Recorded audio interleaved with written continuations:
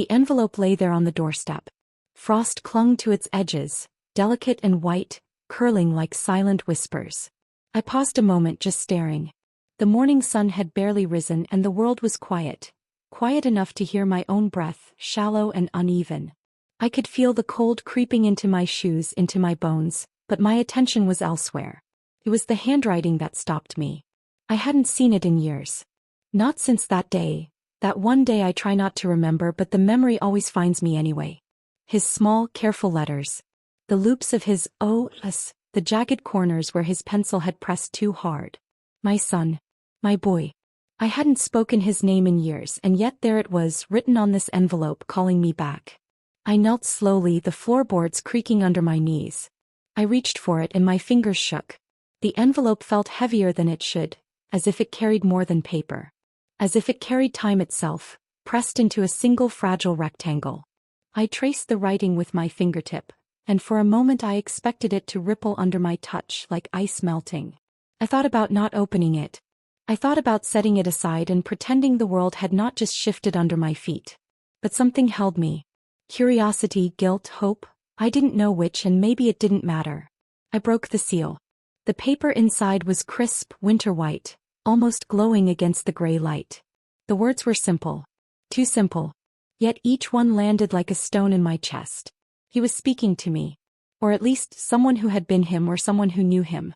The letter mentioned a place, the frozen river near the old bridge, and a single sentence that made my heart stutter. I need you to see this before it's too late. I pressed the letter to my chest and sank into the old wooden steps of the porch. My hands were cold, but my heart was colder. Memories came in fragments. The scrape on his knee when he fell in the yard, the way he tucked his knees under his chin when he read stories by the fire, the soft whisper of, "I love you, Mom," that sometimes caught me by surprise. I could hear the house settling around me. The wind pressed against the corners of the old walls, and the floorboards groaned under the weight of the snow outside. The clock ticked, each second dragging out the silence. I wondered if the world had been waiting for this letter as long as I had. Or if it was just me waiting alone, staring at frost and paper, remembering a boy I could never hold again. I traced the edges of the envelope again, hesitant. My thumb brushed the letters of his name. It was impossible. He was gone. That word echoed in my chest, hollow and sharp. Yet here was this voice, claiming to cross the years, claiming to reach me. The thought made me want to cry and laugh at the same time. The letter had a faint scent. I couldn't name it. Ink and winter air, maybe a hint of pine from the nearby woods. It tugged at something buried inside me, something I had folded away and locked up in drawers and closets. I felt the ache of all the things left unsaid, all the moments I'd never have back. And now this paper had brought it all rushing forward. I tried to set it down, to leave it on the table inside, but my fingers wouldn't obey. The envelope felt alive in my hands, trembling ever so slightly, like it knew I was scared. I felt fear, sharp and small, threading its way through my chest. What if it was a cruel mistake? What if someone had found old papers and decided to play a joke, thinking grief was easy to manipulate? And yet, there was hope. A fragile, thin line of hope that maybe, just maybe, the boy who had been mine in life, who had vanished into memory and pain, had left me something. A message. A path. An ending I never imagined. I stood slowly, clutching the letter like a lifeline. The wind rattled the windows and the snow pressed against the doorframe. My breath came in shallow clouds, white and fleeting. I wanted to call his name. Just whisper it into the empty house. But I didn't. I couldn't. It felt too sacred, too fragile. I moved inside, footsteps echoing on the creaking floors. The house was quiet, heavier than usual. Each room carried a memory. The living room where he had laughed at a clumsy joke. The kitchen where he had spilled milk on the floor and smiled apologetically. The hallway where his shoes had lined up every morning in a neat row. They were all reminders of him, reminders of what was lost. And now this letter, trembling in my hands, demanded attention. I sat by the window, watching the frost cling to the glass, and unfolded the paper. The words were not many, but they carried the weight of years, of absence, of a life interrupted. My eyes lingered on each line, tracing the letters as though touching him might make the world right again. A small shiver ran down my spine. The room felt too large, too empty, too full of memories. I couldn't stop thinking about who sent it. Was it him? Could it be? My mind tried to argue, tried to remind me of reason and fact, but the ache in my chest refused to listen. Could someone else know the things I only ever whispered to him? Could someone else know my grief so intimately that they could write words that pierced me so completely? I pressed the letter back against my chest and let myself lean into the windowsill. The frost glittered like tiny lanterns and the morning light was pale and hesitant. Outside, the snow covered the footprints, but I could almost imagine his small shoes tracing paths through the drifts, leaving clues only I could recognize. I don't know how long I sat there. Time seemed to stretch and bend around the edges of the paper. The wind whispered against the house, low and mournful. I felt both anticipation and dread. A door had opened that I thought had been sealed forever, and I was standing at its threshold, unsure if I wanted to step through. Finally, I folded the letter slowly, careful not to crease the edges too harshly. My hand still shook. The envelope still trembled in my fingers. I placed it on the table right in the center as though laying it there could anchor it, or me. I took a breath and whispered the question I had not dared to say aloud. Who sent this? And why now? Outside, the frost glimmered in the morning light. Inside, the house waited with me, quiet and patient. And for the first time in years, I felt a flicker of something I hadn't felt in a long time. A fragile, trembling hope wrapped around the ache of loss and the possibility of answers waiting just beyond the snow. The letter sat on the table like a small, fragile heartbeat. I kept returning to it over and over, tracing the edges with my finger, feeling the cold paper under my skin. It wasn't long, but the words seemed to stretch across years. A meeting by the frozen river, a hint that something was unfinished.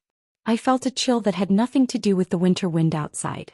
I wandered through the house, the floorboards creaking beneath me as if reminding me of all the footsteps that once filled these rooms. Each room was a memory in miniature.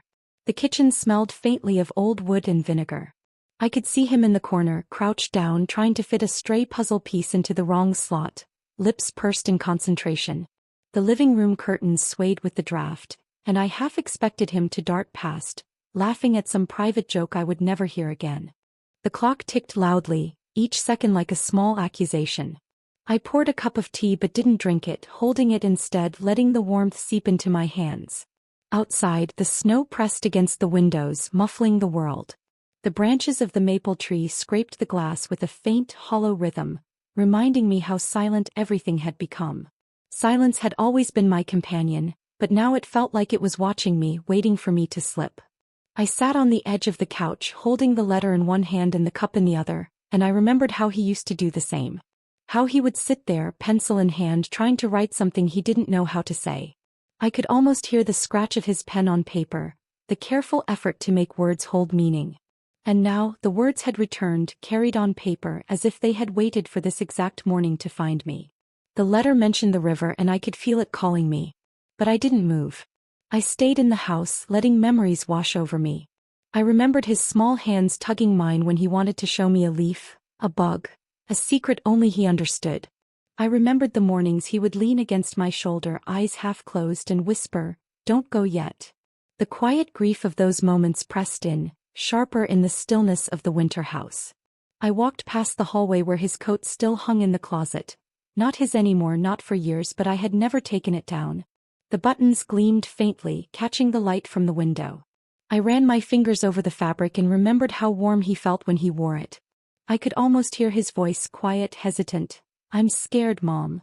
I wondered if I was hearing ghosts or if the letter had summoned them. The house seemed to breathe with me, expanding and contracting with memory.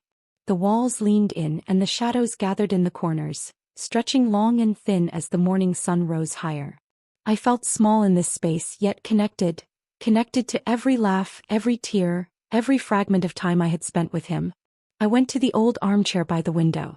I used to read him stories there, winter evenings, the fire crackling softly beside us. I closed my eyes and could feel the weight of his small head on my shoulder, the warmth of his little body curled against mine. I remembered a promise I had made, whispered under the low light of the lamp. "I'll always be here." And now, with this letter, it felt as though the promise had been waiting for me to remember it. The letter's words were cryptic, simple but heavy. A meeting. The river. Unfinished business. I didn't understand why he would write these things, why anyone would, yet the paper pressed urgency into me. I imagined him standing at the riverbank, winter wind tugging at his hair, watching for me. And I felt a pang of longing so sharp it made my chest ache. The silence in the house pressed closer. Even the clock seemed to slow, each tick heavy with expectation. I could hear the faint drip of water from the kitchen faucet, a sound I had ignored for years. I listened to it as if it were a voice guiding me, testing me. The snow outside shimmered in the light, each flake falling silently, oblivious to my grief, oblivious to the letter. Yet somehow it felt like the snow and the paper were conspiring to remind me. Someone was waiting. I wandered from room to room, touching objects lightly, as if the brush of my hand could wake memories into action.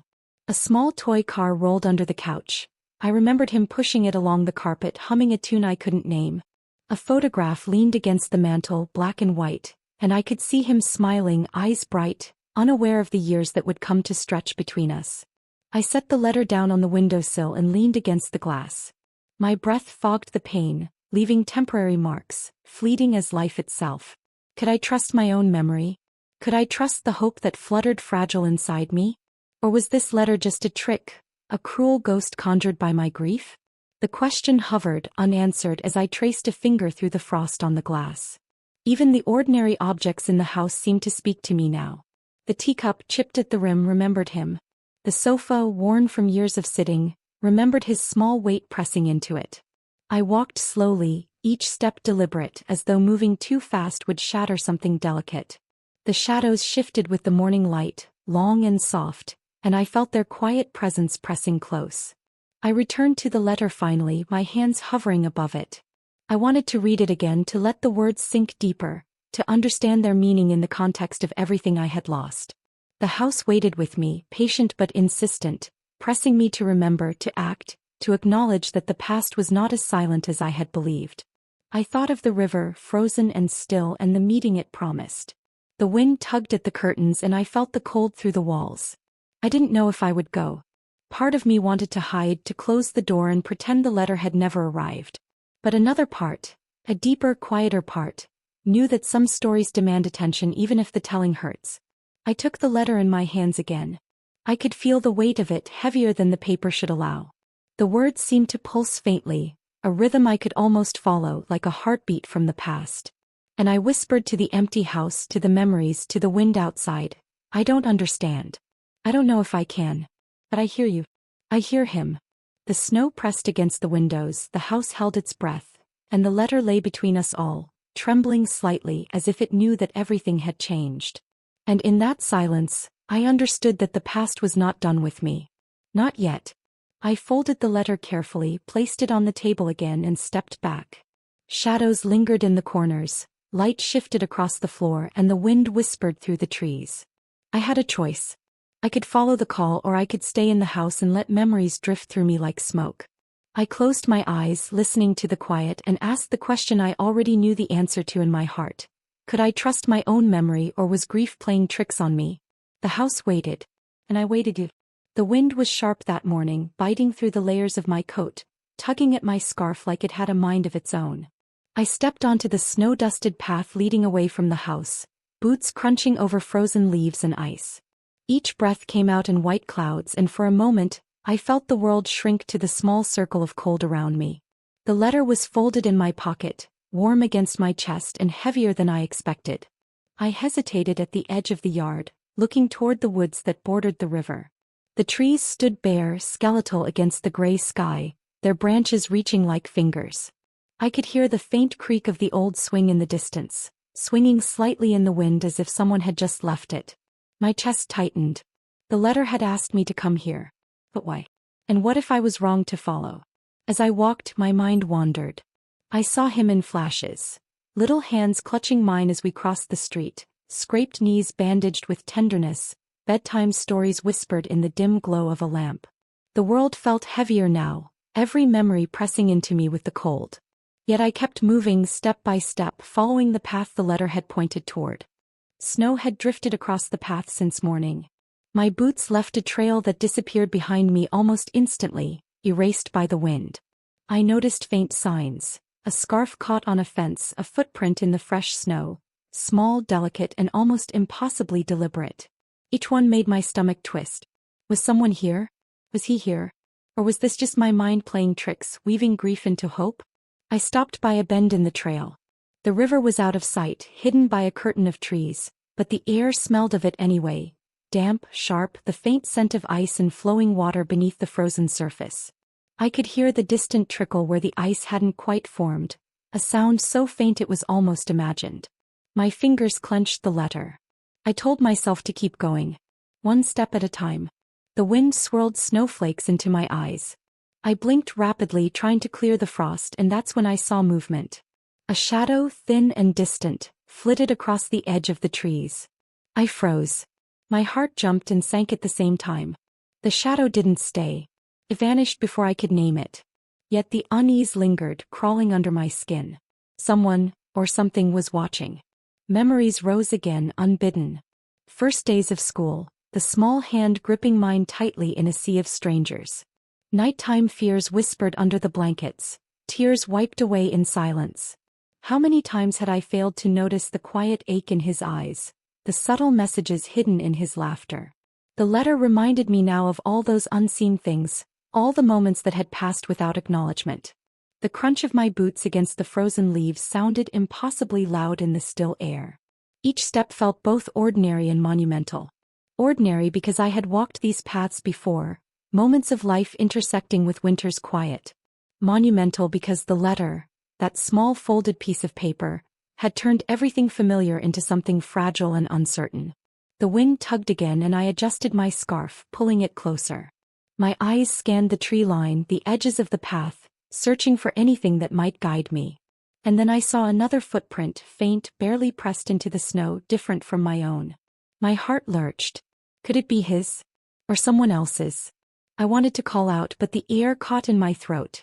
Instead, I walked carefully, almost hesitantly, following the trail. A sudden gust rattled the branches above me, sending snow cascading down in small, wet sheets. I flinched and stumbled back a step. I pressed on. Every sense felt heightened, the cold stinging my cheeks, the faint scent of wet pine in the air, the distant caw of a crow that sounded oddly like a warning. And through it all, the letter burned against my chest, a quiet insistence that I keep moving. I came to a small clearing, the snow deeper here, soft and uneven. A scarf, old and frayed, lay tangled in the branches of a low tree. My fingers brushed it gently. I didn't remember him leaving anything here, not like this. My chest tightened again. Was this a clue? A sign? Or another trick of the mind, feeding hope and fear at the same time? The shadow came again, or maybe it had never gone. Something shifting between trees, moving just at the edge of perception. I swallowed hard and kept walking, boots sinking slightly into soft snow. Memories of scraped knees and whispered secrets crowded in. I remembered how he had once vanished into the woods near our house, tiny feet and small giggles lost among the trees, and how I had panicked, calling his name until my voice cracked. Now, decades later, I followed the same woods, tracing the faint echoes of a past I wasn't sure I could trust. The river should be close. The letter had been vague, teasing, almost taunting me. And yet the path seemed endless. I could feel the cold pressing deeper, biting at my fingers, my ears, my cheeks. Each step brought a mixture of fear and anticipation. I imagined him there, waiting, small and alive, or at least a part of him that the world had not claimed. I stopped again, leaning against a tree, breathing heavily. The snow swirled around me, white and relentless. My fingers itched to open the letter, to reread it, to make sense of the words that had brought me here. And for a moment I wondered if I was chasing ghosts, or if this was the first time in years I had truly been awake, truly noticing the world beyond my grief. The footprints vanished. I scanned the snow, the trees, the frozen leaves. Nothing. The river was just out of sight, teasing me with its sound and scent. I felt the weight of the letter and I pressed it closer to my chest. Was this planned? Or was it simply memory, illusion, grief manifesting in paper and frost? I took another step. And then another. The wind whipped my scarf across my face and I let it sting. I let the cold anchor me to the present, to the walk, to the journey the letter had demanded. I couldn't see the end yet. I didn't know what awaited me at the river. But I had to follow. The path had been chosen for me. With a deep breath I whispered, more to myself than anyone else, "I'll find you." The snow fell heavier, quiet and thick. The trees loomed around me and I felt both alone and connected, To the letter, to him, to every fragment of memory that had brought me to this frozen walk. And somewhere ahead, hidden beneath winter's silence, the river waited. The river appeared through the trees like a ribbon of silver frozen in the pale winter light. I stopped at the edge of the clearing, boots sinking slightly into snow softened by the thin layer of ice beneath. The wind had died down, leaving the world hushed and still, the kind of stillness that presses on your chest and makes you aware of every heartbeat. I could see the ice cracking faintly along the edges where the water still moved beneath, whispering beneath the cold surface. I pulled the letter from my coat pocket again. The words seemed almost alive in my hands. "Meet me here," it had said, but the handwriting offered no comfort. The ink seemed darker now, heavier, as if pressing me to see, to understand, to confront something I had been avoiding for years. I folded it slowly, careful not to disturb its edges, and tucked it back against my chest. The riverbank was barren, almost desolate. Frost clung to the twigs and branches, making them glimmer like tiny lanterns. The world seemed suspended, caught between moments, as if the river itself had paused in anticipation. My boots crunched over frozen leaves and ice, each step echoing faintly in the quiet. I remembered him here, his small fingers skimming the surface of the water, eyes wide with wonder, giggling when a chunk of ice floated past. The memory was sudden and vivid, and for a moment it felt like he might step from behind the trees. Then I saw it. A small object half buried in snow. I stepped closer, heart thudding, breath clouding in the cold air. A wooden toy, carved carefully, smoothed by fingers that no longer existed in the world. I recognized it immediately. Only he could have left this, only he could have carved it like this. My hands trembled as I picked it up, brushing the snow away. The toy was cold, but the memory it carried warmed my chest in an ache that was almost unbearable. I sank to my knees beside the frozen river, holding the toy close. I could feel the weight of years pressing against me, the years of absence, the years of unanswered questions, the years of grief. And yet here was a small piece of him, tangible and real, whispering that he had not forgotten. Or maybe that someone else hadn't. The thought twisted in my stomach, a mixture of hope and fear. The wind shifted, whispering through the bare branches and across the ice. I could almost hear laughter, soft, fleeting, a sound that made my chest tighten and my eyes sting. The memory of him, alive and small, pressed against the edges of reality. I pressed the toy to my lips and whispered, "Was this really you?" I noticed the river again, flowing silently beneath its thin layer of ice.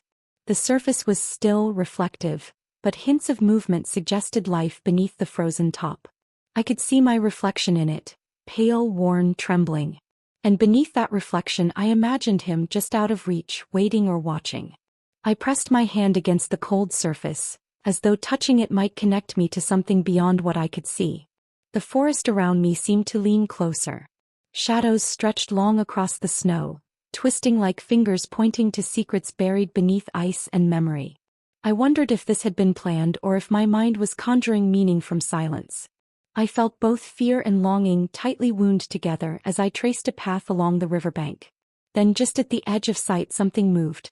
A flicker, too quick, too subtle to be certain.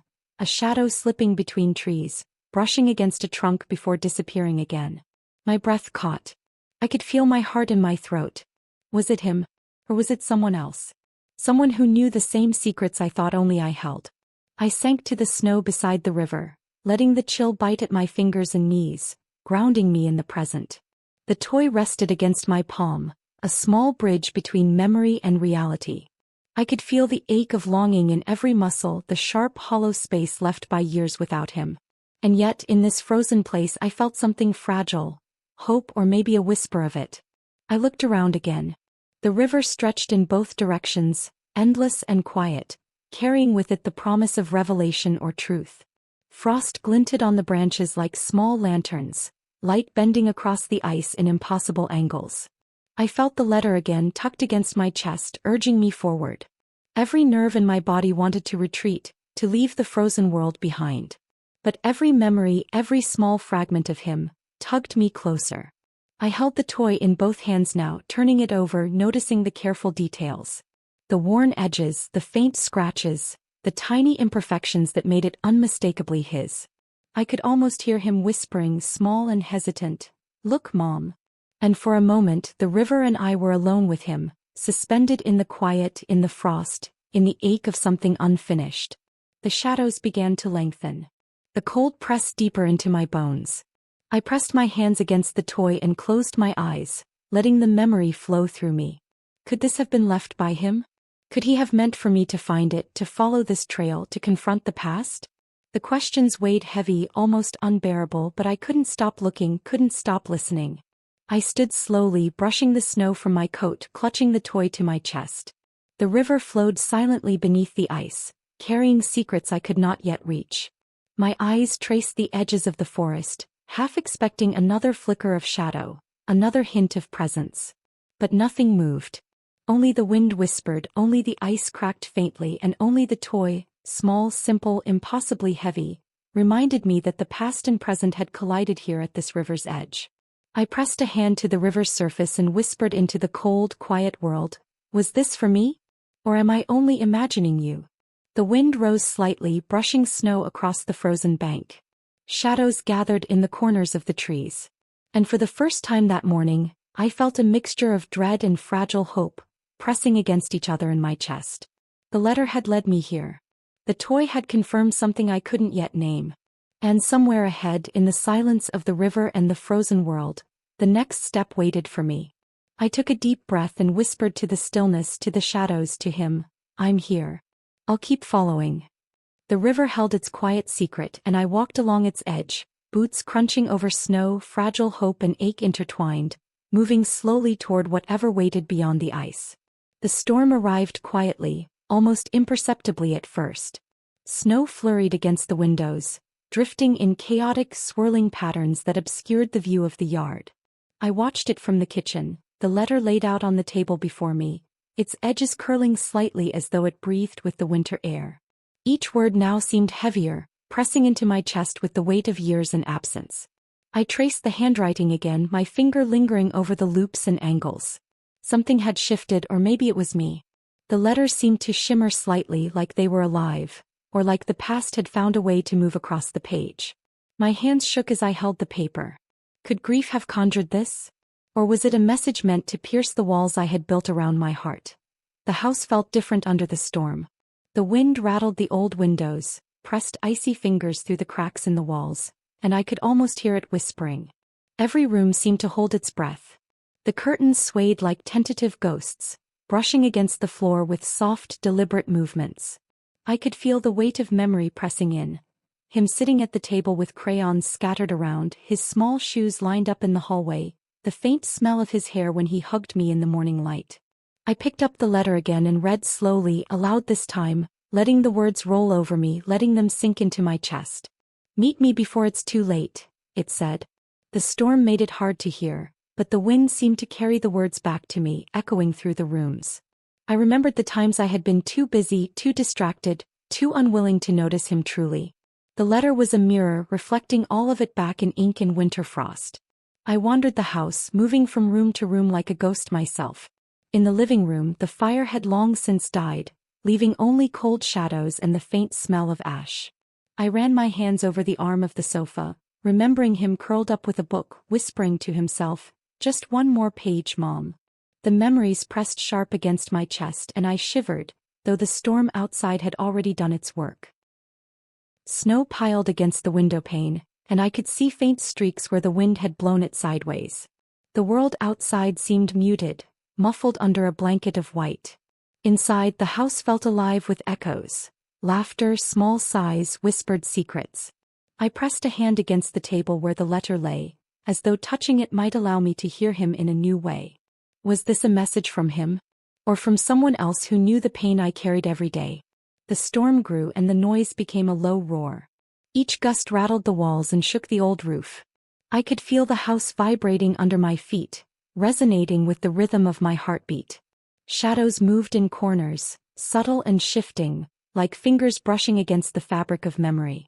I wanted to follow them to see if they would lead me to him, but I didn't. I stayed still, listening, letting the storm and the echoes wrap around me. Sleep came slowly that night, uneasy and half-formed. I left the letter on the table, unable to put it away, unable to ignore it. Dreams arrived like fragments of winter wind, him running through snow, small and laughing, his hands pressing against mine, the river frozen beneath an impossibly pale sun, shadows moving at the edges of my vision.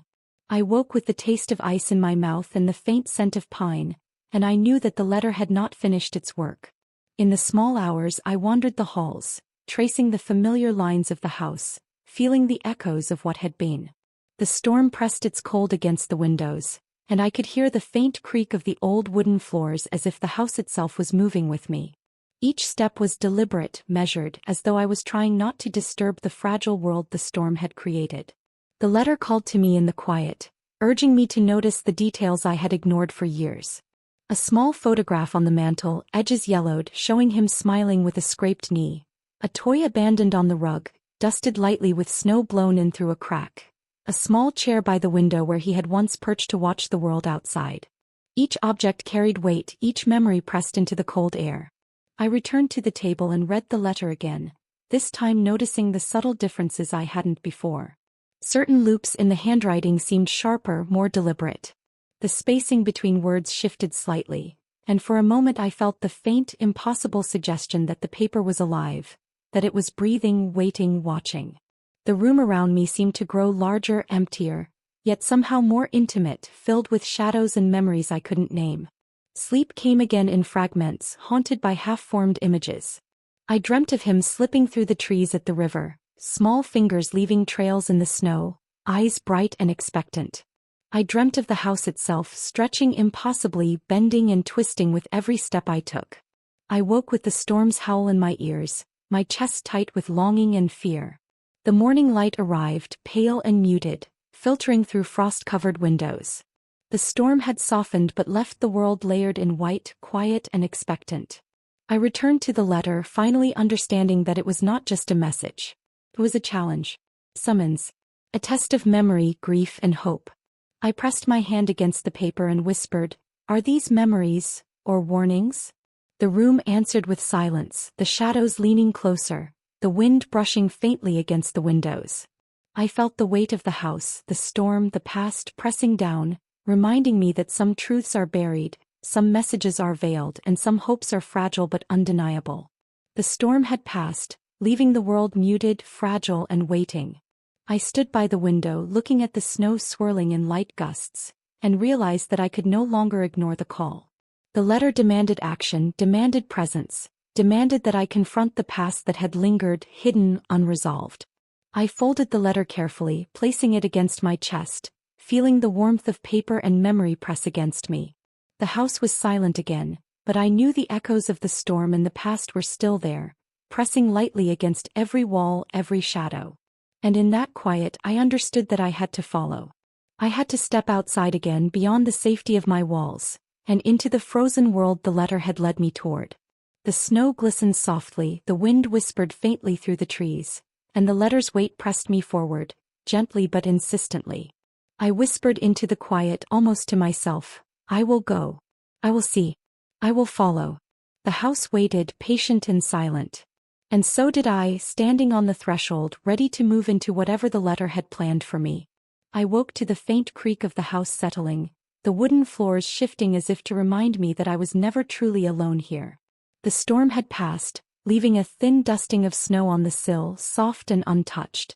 The letter lay on the table, folded carefully, its presence almost tangible. Something inside me stirred, a restless curiosity, a need to uncover what had been hidden.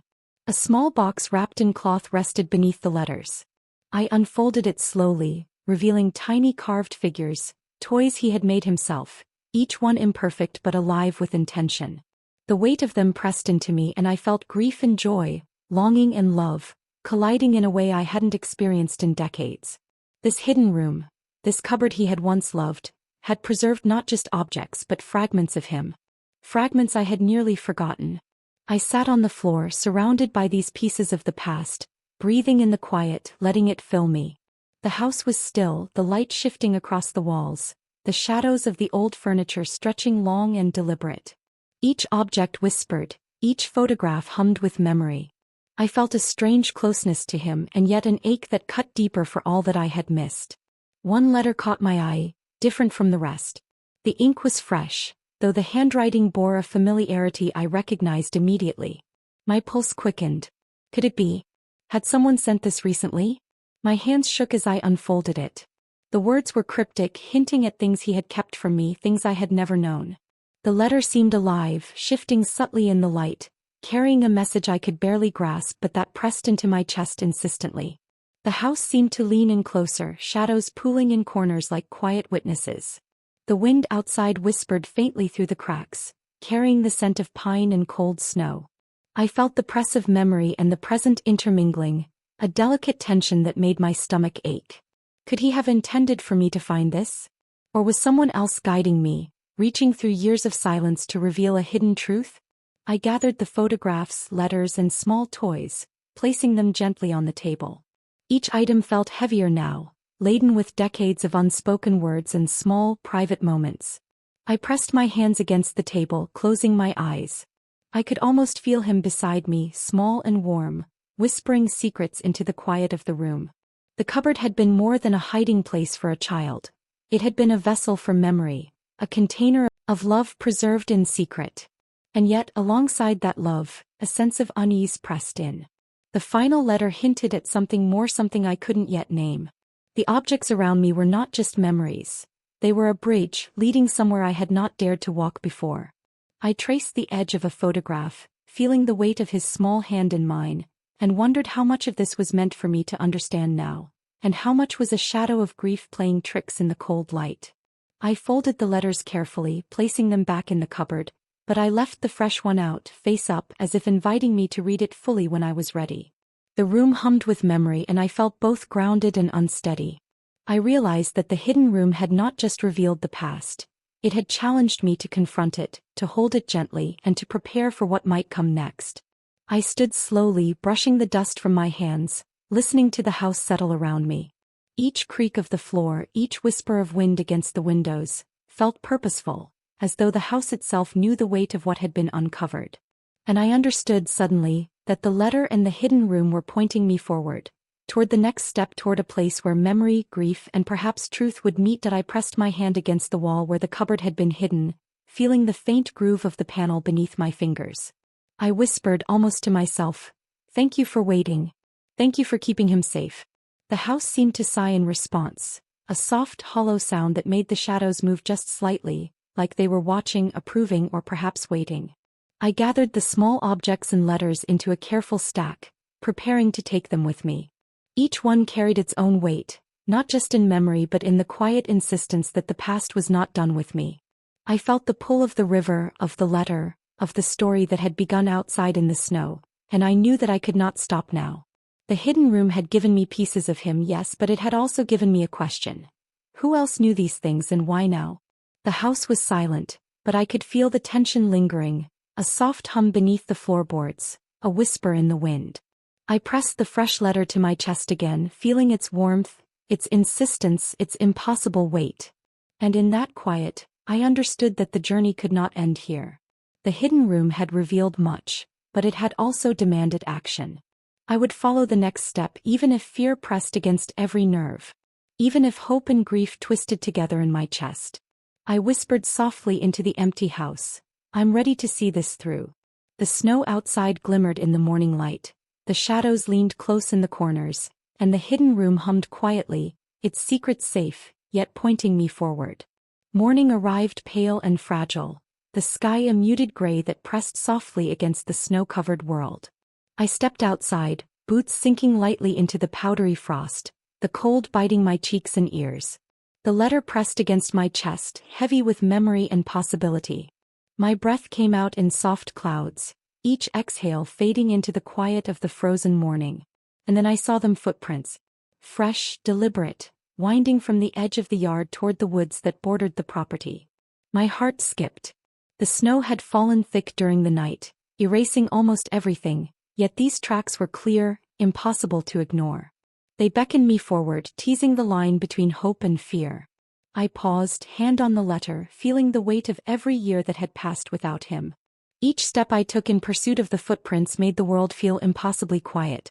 The only sound was the crunch of snow under my boots, the distant creak of bare branches swaying in a hesitant wind.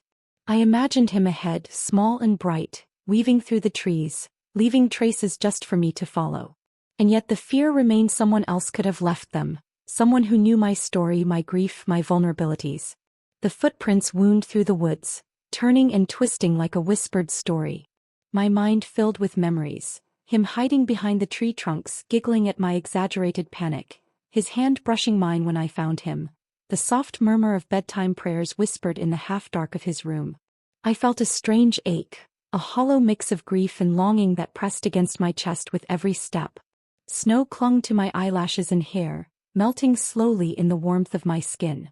Each footprint ahead of me seemed like a question I couldn't answer, a breadcrumb left in the cold by a past that refused to stay buried. I followed them carefully, boots slipping occasionally on hidden ice, my eyes scanning for more signs: a scarf, a broken branch, a token, anything that could confirm what I dared to hope. The wind shifted, whispering through the trees, carrying a faint rustle of movement. I froze, listening, straining to hear beyond the snow crunch and the distant drip of melting ice. Shadows moved at the edges of my vision, subtle, fleeting, almost imagined. My heart thudded unevenly. Was it him, or was it someone else, guiding me toward something I wasn't ready for? Memories came in flashes, unbidden. Scraped knees, whispered secrets, quiet laughter in sunlit rooms long gone. The footprints seemed to carry the weight of all of them, a trail left through snow and time, leading me somewhere I couldn't yet see. That I kept moving, each step deliberate, tracing the path, trusting the fragile thread of hope that had brought me this far. The footprints ended abruptly near a frozen hollow. I stopped, chest tight, boots planted firmly in the snow. There was nothing more, no signs, no glimmer of movement, no hint of the presence I had imagined. Only silence, thick and absolute, and the bare trees leaning over the hollow like silent sentinels. I swallowed hard. Was this the end of the trail? Or just a pause, a place meant to make me question every step I had taken? I knelt to the snow, brushing my gloved hand over the hollowed footprints. They were clear, precise, yet somehow incomplete, as though the person who had walked here had disappeared intentionally. The thought made my stomach twist. Was I being led? Or had I followed my own grief into a trap of expectation, searching for a child long gone? A sudden movement, a shadow flickering across the edge of the hollow, made me start.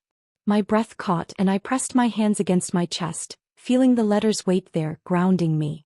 I waited, barely breathing, but the shadow vanished before I could name it. My heart was a drum in my ears, rapid and uneven. And yet, in the silence that followed, a strange determination settled over me. I could not turn back now. I traced my fingers over the snow, over the footprints, over the path that had brought me here.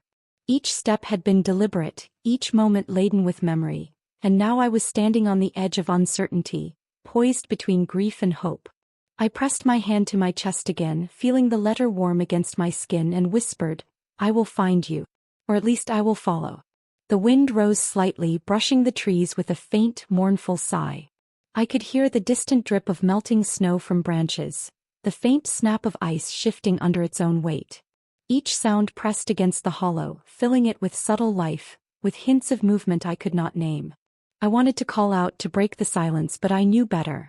The hollow demanded stillness, reflection, the quiet courage to wait and watch. I walked the edge of the hollow slowly, boots crunching, eyes scanning for any further signs. A scarf caught on a low branch, half buried in snow. I reached for it, fingers trembling. It was nothing I recognized, yet its presence felt deliberate, a marker left for me. My chest ached. Someone had been here. Someone new. But who? And why now? Memories pressed in again. Small hands, scraped knees, whispered confessions, the gentle warmth of bedtime rituals. The footprints had ended, but the journey was not over.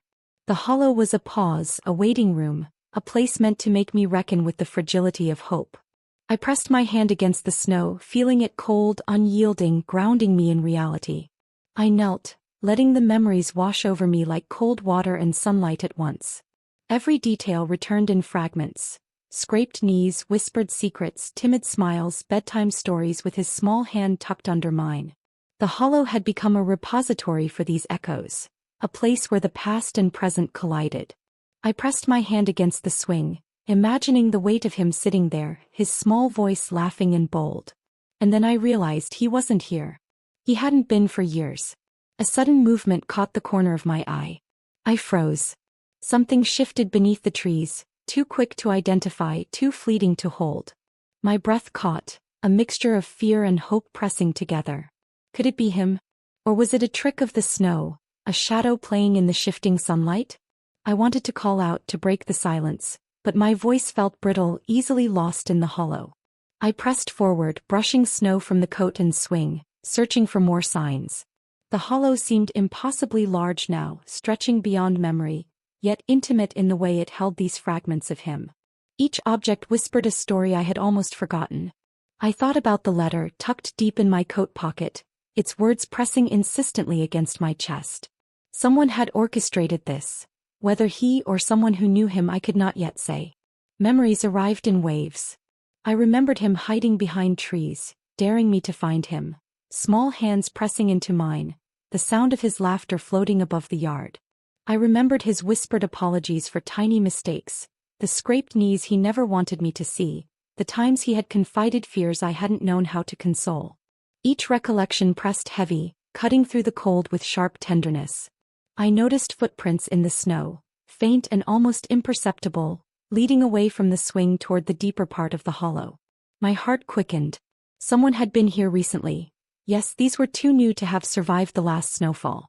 My pulse drummed in my ears, echoing against the silent trees. I followed cautiously, each step deliberate, careful not to disturb the fragile trail.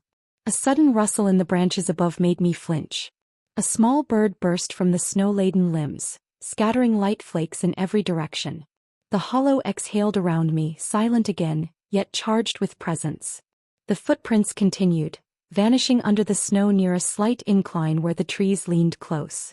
I pressed my hands to the earth, feeling the cold seep through my gloves, grounding me in the present even as my mind raced with impossible possibilities. I knelt beside the footprints, tracing them gently. They were small, child-sized, delicate yet deliberate. My chest tightened. Was this a ghost? A memory made flesh by longing? Or had someone left these intentionally, guiding me, testing me? The questions pressed heavier with every heartbeat, each one refusing to let me rest. I closed my eyes, letting the quiet hum of the hollow surround me. The wooden swing, the coat, the footprints, they all whispered the same thing. A presence, real or imagined, was here. I felt the ache of longing more acutely than ever, the unbearable grief of knowing I may never hold him again, coupled with a fragile, desperate hope that some thread of him persisted. A faint sound reached me again, a laugh, or the memory of one, carried faintly by the wind. My eyes snapped open. For a moment the hollow seemed alive, as if it were breathing with the echoes of the past. I pressed my hands against my chest over the letter, feeling its warmth and weight. My body trembled, torn between the impossibility of his presence and the undeniable pull of hope that this might be a continuation of the story we had left unfinished. I wandered slowly through the hollow, letting my fingers brush over branches and snow, over scattered leaves and twigs. Each object, each trace of memory seemed intentional, almost as if someone or something wanted me to feel, to remember, to confront the ache I had buried for so long. The sunlight shifted, melting patches of frost and snow, revealing small details I had missed on the first pass. The hollow, though empty of him, was full of life in memory. I traced the swing's worn edges again, imagining the small hands that had held the ropes, the tiny feet that had kicked against the frozen earth. The coat lay open like an invitation, a bridge to what had been and perhaps a guide to what I still needed to see. I pressed my hand against it, feeling the cold, the texture, and the impossible closeness of his presence. I whispered softly, barely above the hush of the wind, "Are you here? Or is this only what I wish to see?" My voice trembled, carried on the faint currents of air, fading quickly into the hollow. There was no answer, only the gentle shifting of shadows and snow, only the subtle echoes that might have been laughter, might have been memory, might have been both. That I stood slowly, brushing snow from my coat and boots, letting the ache of the hollow settle into my chest. The footprints had disappeared, the swing was still, the coat silent. And yet I could feel the quiet insistence of something, someone guiding me, watching me, urging me forward. I pressed my hand to the letter again, feeling its warmth, its weight, its subtle promise that the next step was near. The hollow remained, quiet and expectant, shadows leaning closer, sunlight scattering through the trees.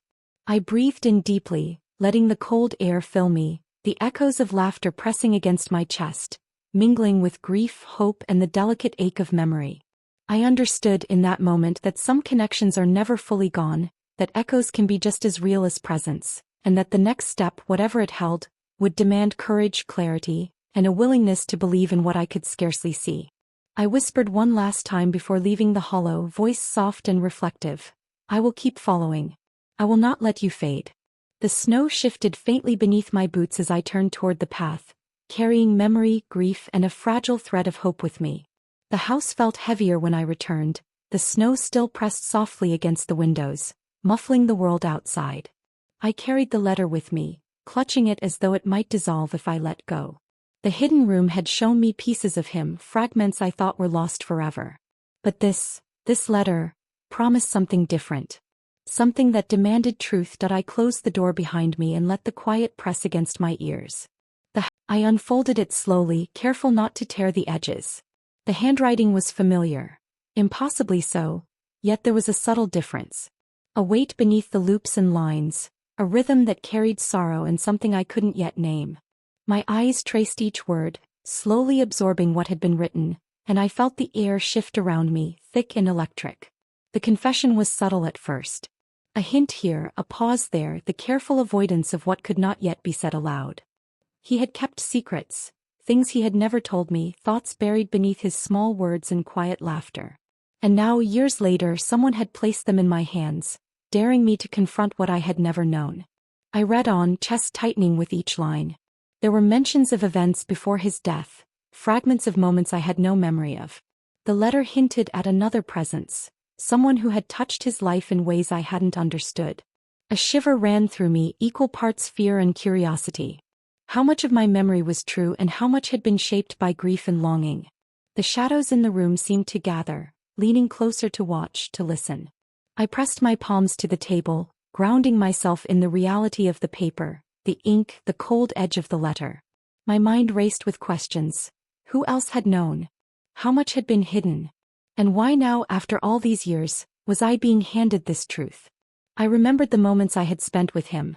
The small victories, the scraped knees, the whispered apologies, the tender gestures I had thought were insignificant. Each memory pressed against the letter's words, and the weight of them became unbearable. I could feel my chest constricting, the quiet ache of years of absence mingling with the sudden, sharp knowledge that he had never been entirely silent. The confession grew clearer as I read, yet remained tantalizingly incomplete. It suggested connections, hinted at choices, and exposed secrets that I could scarcely imagine. I pressed the letter to my chest, feeling the warmth of paper against my skin, and let myself feel the impossible mixture of sorrow, guilt, and yearning. I wanted to shout, to demand answers, but the house whispered that silence would serve better here.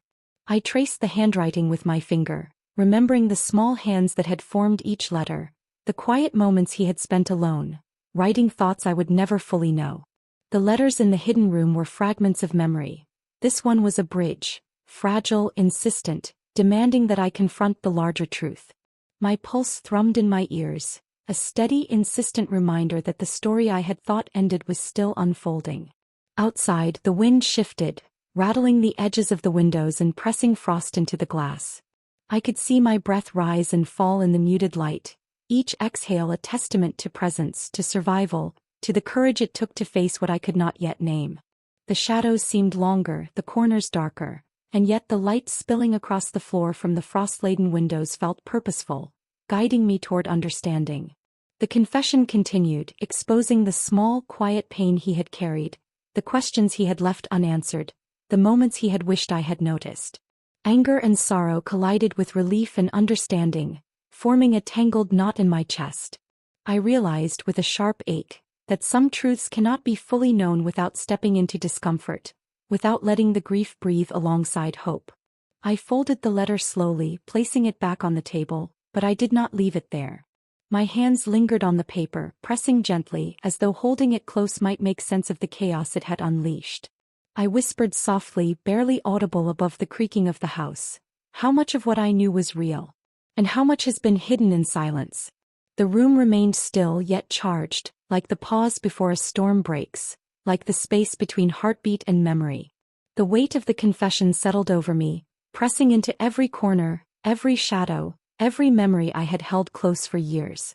I felt the impossibility of it, that grief could coexist with revelation, that hope could linger even as sorrow pressed down. I wandered through the rooms, letter in hand, letting the memories and words intermingle. I passed the hidden cupboard again, the photographs and small toys waiting silently.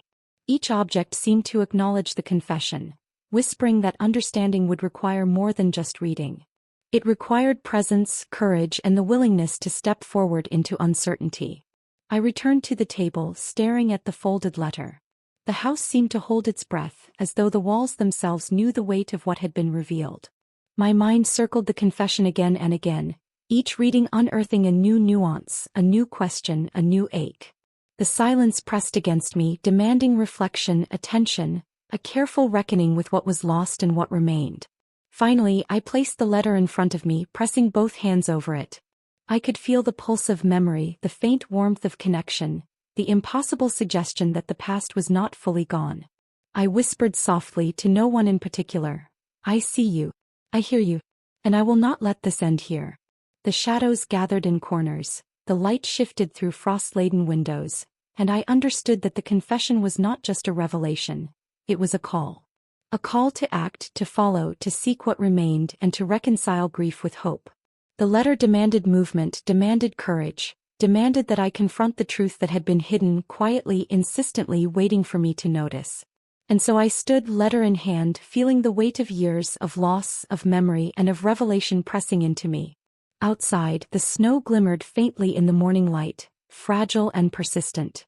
I whispered into the quiet, letting the words drift on the frozen air. "I will follow. I will see this through." The house exhaled softly around me, the shadows and light settling in a delicate rhythm. And I knew, deep in my chest, that the confession was only the beginning.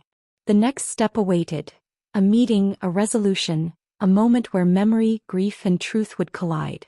The snow had softened into a heavy hush by the time I set out. Each step through the small town felt muffled, the usual sounds swallowed beneath the blanket of white.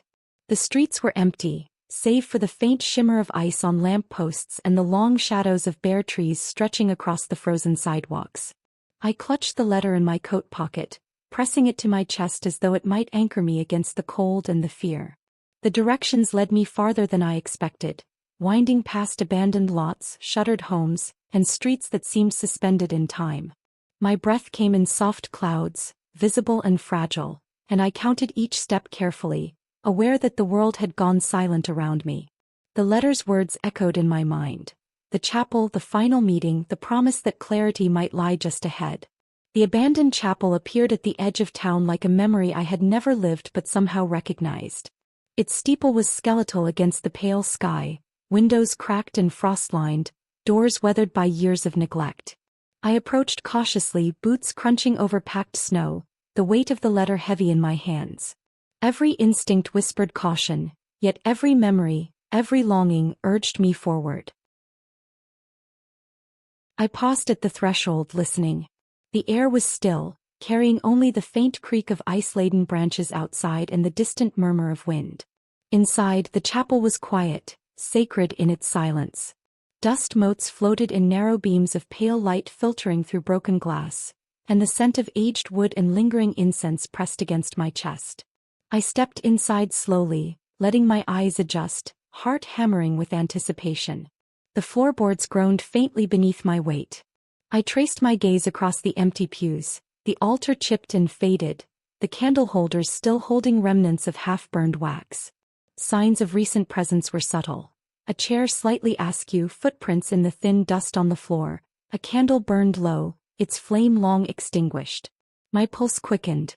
Whoever had left these had been here recently. Someone was waiting.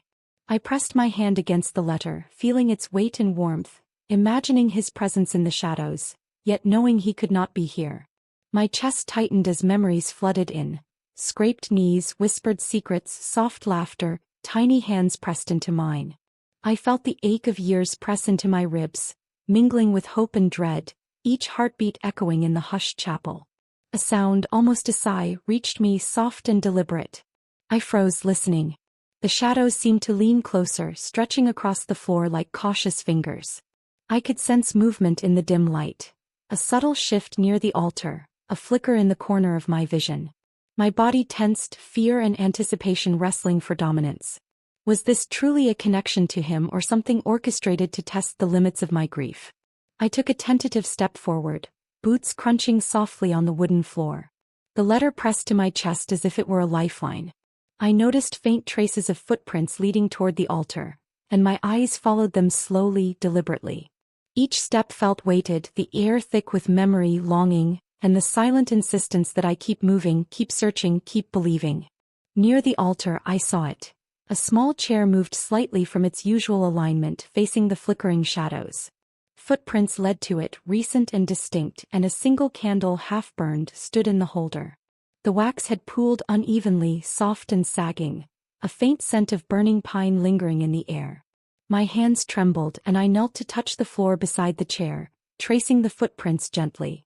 Whoever had been here had left markers, small, deliberate, guiding me to this moment. I rose slowly, eyes scanning the dim chapel, noting every shadow, every corner, every subtle movement. A figure emerged from the far shadows, just at the edge of recognition. I froze, chest tightening, and the letter seemed to pulse in my pocket, warm and insistent. My heartbeat quickened and I realized that the person, whoever they were, was waiting quietly, intentionally, as if inviting me into a final reckoning. The wind shifted outside, rattling the frost-lined windows, and the chapel exhaled around me. I felt a presence, not tangible but undeniable, pressing against the fragile boundaries of hope and grief. Every memory of him, of scraped knees, whispered secrets, fleeting smiles, collided with the uncertainty of the present, demanding courage I hadn't realized I still possessed. I whispered softly, almost to myself, "I am here. I will see this through." The words seemed to settle over the chapel, mingling with shadows, dust, and the faint scent of candle smoke. The figure remained still, a silhouette in the dim light, neither threatening nor welcoming, merely existing, waiting for me to reach the edge of what I could bear. I moved toward the figure, each step deliberate, boots crunching softly in the hushed space. My breath came in measured clouds, and the letter pressed against my chest, grounding me in the impossible present. The shadows shifted subtly, the candle flickered, and I realized that this moment, this meeting, was not just about him. It was about closure, understanding, and the fragile thread of hope that had carried me through years of absence. As I drew closer, the figure stepped forward slightly, revealing only what could be seen from the dim light. Human presence, deliberate and careful, yet not the one I had imagined. My chest tightened and I pressed the letter against my heart again, steadying myself. Questions collided in my mind. Was this truly a connection to my son? Or was it someone seeking to reconcile, to heal old wounds, to reveal a truth I had never known? I stopped a few feet away, breathing slowly, letting the silence and shadows fill me. The chapel seemed suspended in time, holding its breath alongside me, every echo of the past pressing against the present. I extended my hand instinctively, though there was no promise that it would be met. I felt the weight of years, grief, memory, and hope, all pressing into the simple act of reaching out. The figure remained still, the candlelight flickering across the floor. I pressed the letter one last time to my chest and whispered softly, "I am ready. I am here." The chapel exhaled around me, wind rattling the windows, dust motes shimmering in the pale light, and I realized that whatever came next would not erase the past, but perhaps would help me carry it differently, with understanding and maybe finally with peace. The chapel held its breath as I stepped inside, the snow outside muffling the world into a quiet, suspended moment. The figure that had been waiting emerged slowly from the shadows, revealing a presence both familiar and strange. Not him, not my son, but someone who carried pieces of the story I had spent years piecing together. My chest tightened, each heartbeat echoing through the empty space like a small drum of memory and anticipation. The figure approached with careful steps, leaving faint prints in the dusted floor. Candlelight flickered across their face, catching in the eyes of someone who had known both loss and love, someone who had borne the weight of truths I was only beginning to understand. I held the letter closer, pressing it to my chest as though it were a lifeline across time and grief. They spoke softly, almost whispering, their words deliberate. "I didn't send this to hurt you. Only to guide you, to the truth you deserve to know."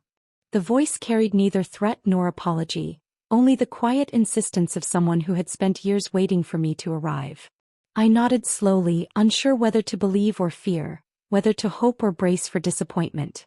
The candle between us flickered, casting long shadows along the wooden walls, and the chapel seemed impossibly large, as if it contained the weight of all the years I had spent alone, searching for answers. The figure placed something gently on the altar, a folded piece of paper separate from the letter I carried. I approached cautiously, my fingers trembling as I reached for it.